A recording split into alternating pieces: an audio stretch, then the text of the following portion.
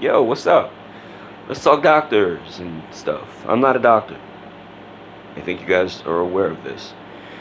But I've read up enough, I've watched enough videos, listened to enough doctors, been to enough doctors, and asked enough questions, I think, to be able to present this to you guys. And the first thing I want to talk about are the DIYs, the do-it-yourselves that people do using the internet whenever they feel a certain type of way as far as health is concerned. So, whenever a lot of people in this information age feel sick, what they'll do is go on the internet, they'll Google, and they'll find whatever the symptoms are that they're feeling and be like, okay, this is what I have. I have a tension headache, or I just have a stomach virus.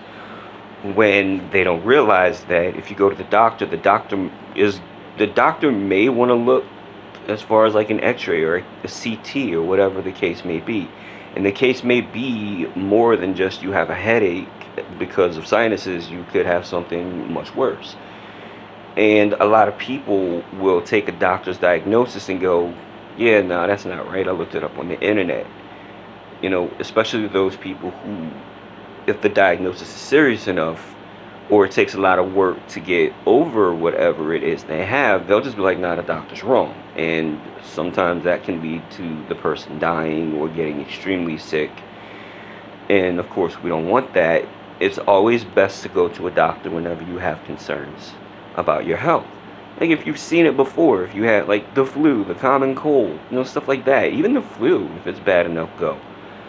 You know, and also don't risk, like if you have kids and you see your kid sick, don't just be like, okay, well, I've felt this before, so my kid this is what my kid has.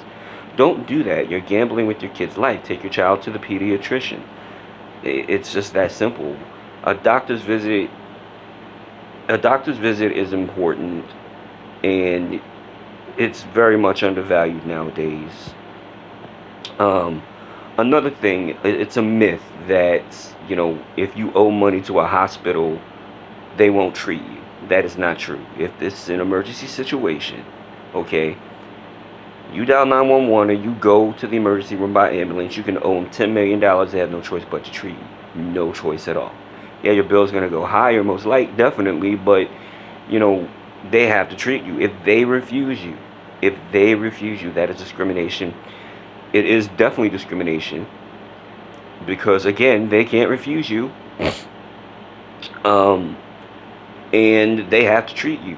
They have to treat you to the best of their abilities. If they do not, they are liable for a lawsuit, especially if it ends in death. Then the people who were directly involved in denying you care are possibly able to be charged with negligent homicide of some sort. So that there's that. There's also the myth that doctors don't know that you're faking, and they do. They absolutely do. Maybe not all the time, but a lot of the times they can tell. They can tell if you're faking a seizure. They can tell if you're actually in a coma or just faking it. And they do that sometimes by like putting pressure on certain areas of the body that could cause pain.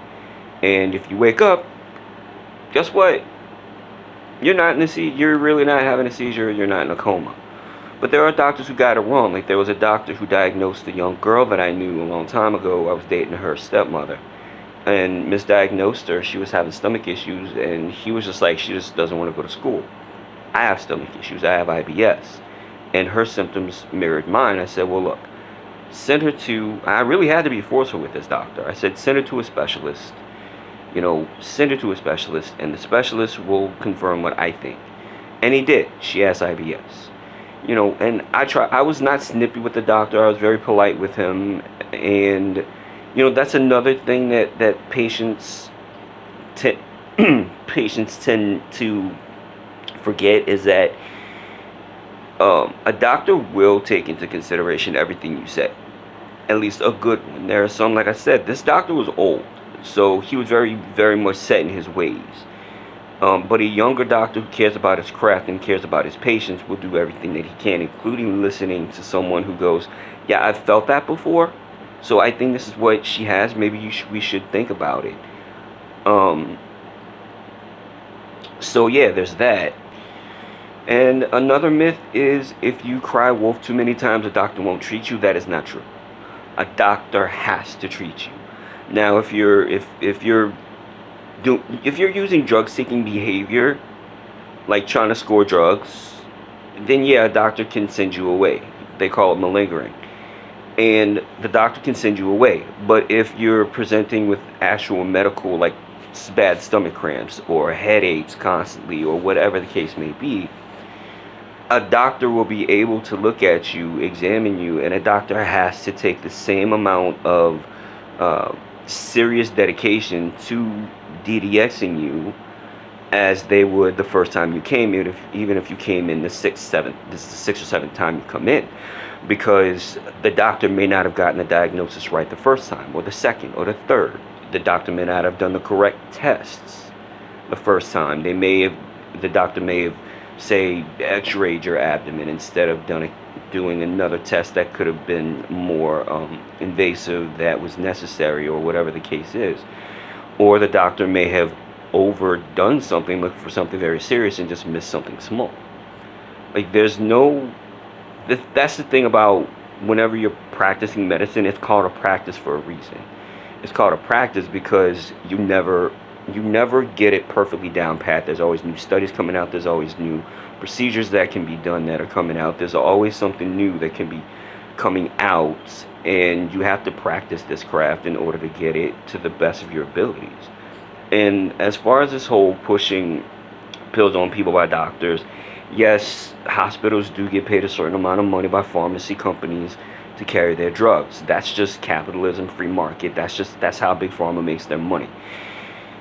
And when it comes down to it, though, if a doctor, what people don't realize is that as far as opiates are concerned, that doctors are being super scrutinized now and super punished if they overprescribe pain medication with opiates in it, because there's a crisis, and because it's just, these opiates do more harm than good when taken over when taken over a long period of time.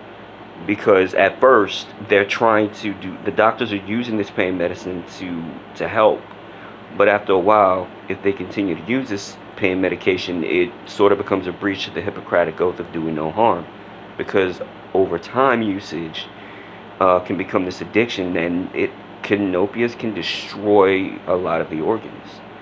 So yeah, doctors would prefer that you not be on that for a long period of time. So those are just a few things. Let me know a few other things. If you have anything else that you want to know about, ask, and I'll answer in another video if you want to know. I mean, I'm just, I like to talk about these things. It's fun. So hit me up, like, subscribe, all of that stuff if you want to. I love you guys. Deuces.